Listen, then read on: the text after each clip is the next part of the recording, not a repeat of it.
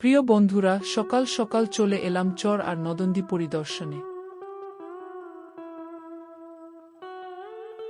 এই জায়গাটি ময়মনসিংহ জেলার গফরগাঁও উপজেলা সদরের পূর্ব দিকে অবস্থিত।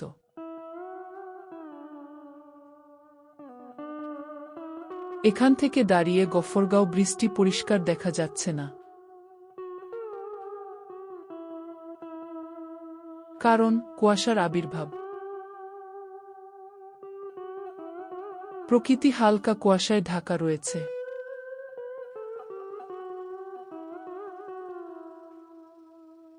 আর আমি দাঁড়িয়ে আছি গফরগাঁও সরকারি কলেজ হতে প্রায় 1 কিলোমিটার পূর্ব দিকে চরের মাঝে।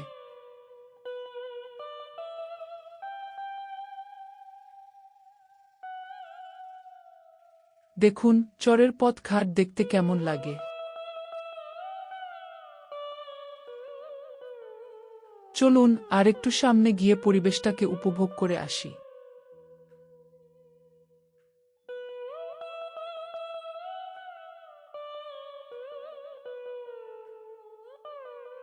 এখন আমি গহীন চরে দাঁড়িয়ে আছি এবং চারদিক আপনাদেরকে দেখানোর চেষ্টা করছি।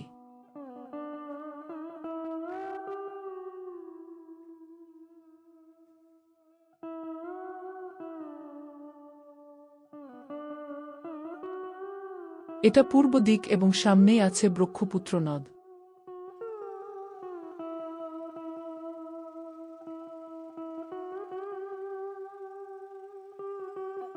চলুন এবার চর থেকে বিদায় নিয়ে যাওয়া যাক।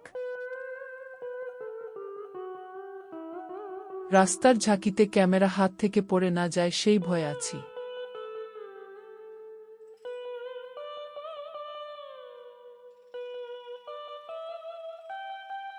ওঠে এলাম পাকা রাস্তায়।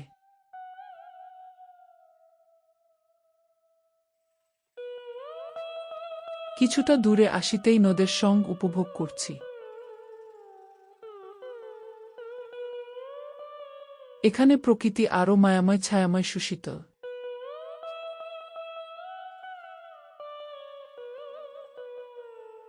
আমি পিচঢালা রাস্তার উপর দিয়ে যাচ্ছি আর আমার বাম দিকে শীতল জল সমৃদ্ধ ব্রহ্মপুত্র নদ।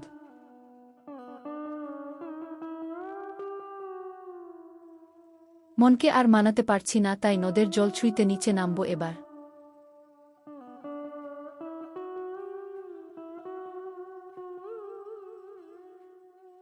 শীতের সকালে নদের শীতল জলে হাঁসগুলো মনের আনন্দে ভেসে বেড়াচ্ছে।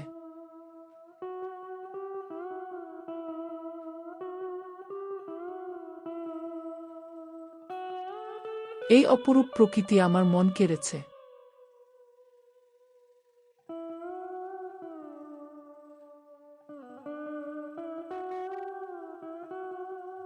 তাই মন উজাড় করে গাইতে ইচ্ছে করছে। এই কুলে আমি আর ওই কুলে তুমি, মাঝখানে নদী ওই বয়ে চলে যায়। এই কুলে আমি আর ওই কুলে তুমি।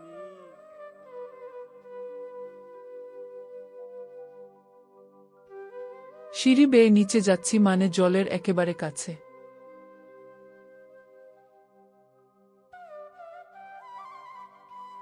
এখানে পাথরের মতো দেখতে চতুর্ভুজ আকৃতির যে বস্তুগুলো দেখা যাচ্ছে, এগুলো কংক্রিট দিয়ে তৈরি করা।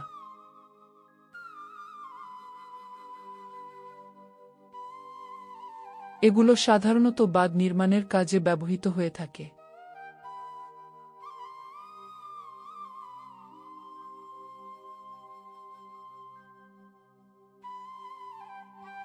নদীর স্বচ্ছ পরিষ্কার জল, তার উপর মৃদু মন্দ বাতাসে ছোট ছোট ঢেউ।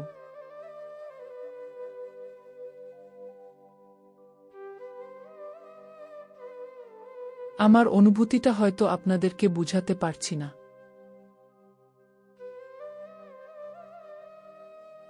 তবে চোখের কোণে ছেলেবেলার সেই স্মৃতি ভেসে ওঠে। মাঝি মাল্লা আর পাল তুলা নৌকা। কখনো কখনো দেখেছি বরযাত্রীর সেই সাজানো নৌকা, যে নৌকায় করে নিয়ে যেত নববধূকে, আর মালেকা বানুর গান চলত।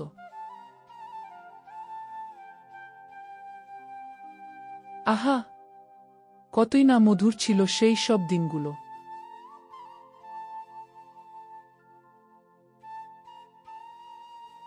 দেখুন, মনে হচ্ছে যেন নদীর জল আর আকাশের রং মিশে একাকার হয়ে গেছে।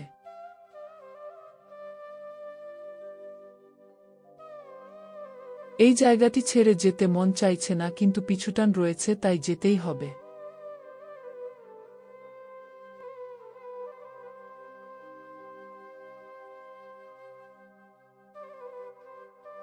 জলের কাছে দাঁড়িয়ে আপনাদেরকে নদী তীরের উপরের দিকটা দেখাচ্ছি।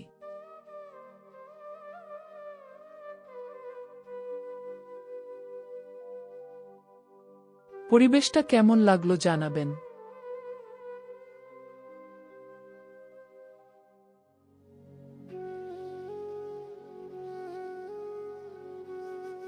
এবার বিদায়ের পালা, তাই কি আর করা।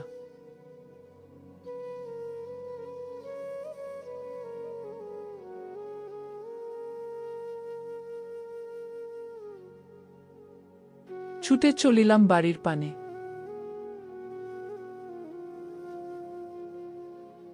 ধীরে ধীরে নদীটা আমার থেকে আড়াল হয়ে যাচ্ছে।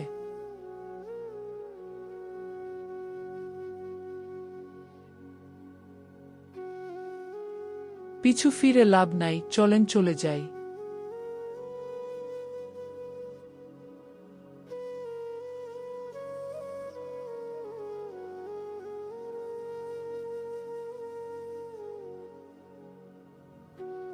এখানটায় এসে আবার নদীর দেখা মিলল, তবে নদীর জল পাওয়ার পাম্প দিয়ে উঠিয়ে নিচ্ছে দেখে খারাপ লাগছে।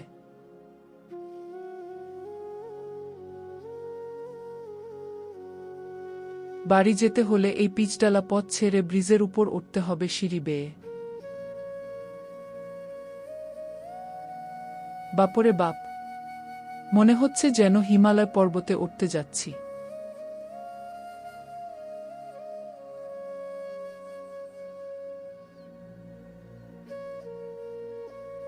দেখুন কি অবস্থা, পথ আটকে দাঁড়িয়ে আছে রিকশাগুলো।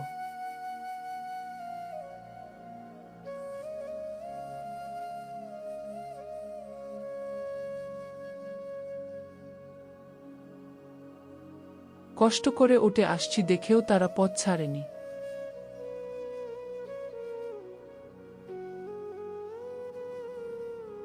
বাঁচা গেল, উঠে পড়েছি।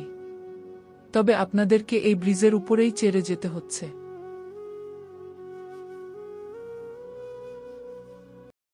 Please like, comment, share, and subscribe.